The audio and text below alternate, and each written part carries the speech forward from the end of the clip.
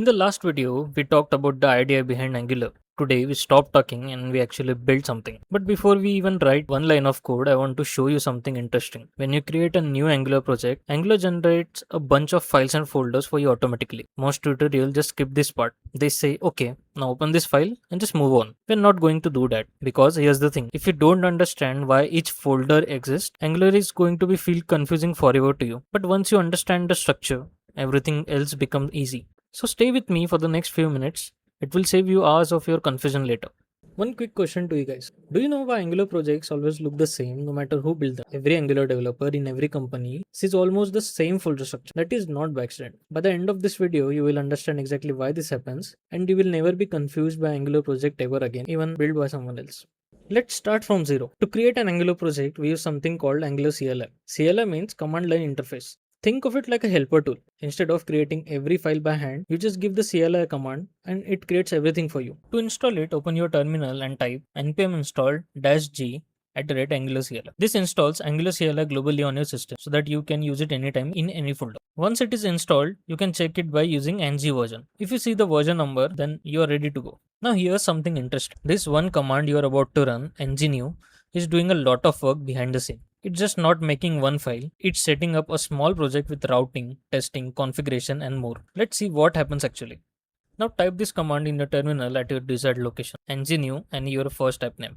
Angular CLI will ask you few questions like whether do you want routing or which styling format do you prefer. For now, just choose the simple default options. We will explore these choices in more detail in later videos. Once it finishes, go to the folder and run the project ngserve. Open your browser or go to directly localhost 4200. If you see the Angular welcome page, that's it. Your first Angular app is running. But wait, what actually got created? Angular just made a whole folder of files in few seconds. What are all these files for? This is the part most tutorials skip. We will not skip it. Let's open the folder structure and go through it together one by one. I'll make sure to keep this simple. The first one is the source folder. This is the most important folder. This is where you will write almost all your code. Everything else in the project mostly supports this folder. Inside the source folder, you will find another app folder. This is where your actual components live, the building blocks of your app. Right now, it has only one component, the root component, which Angular uses to load everything else. The second one is the main.ts file.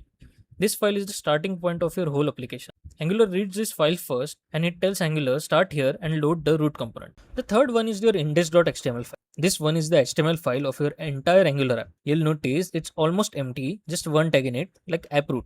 Angular fills everything else inside this tag dynamically using TypeScript. The next one is your angular.json file. This file holds the configuration of your whole project, like build settings, file paths, and so on.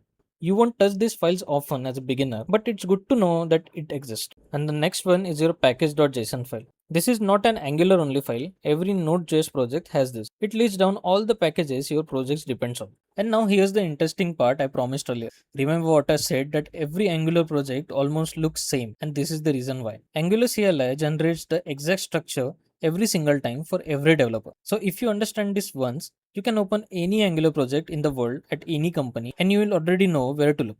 So now let's do a quick recap. We installed Angular CLI, created our first project with ng, ran it with ngserve, and we walked through the main files that are source folder, app folder, main.ts file, index.html file, angular.json file, and package.json file. And now here's the question for the next video. That app folder we saw with one small component inside it. What is actually happening inside that file? How does a .ts file, HTML file, and a CSS file work together to become one single component on your screen? That's exactly what we open up next.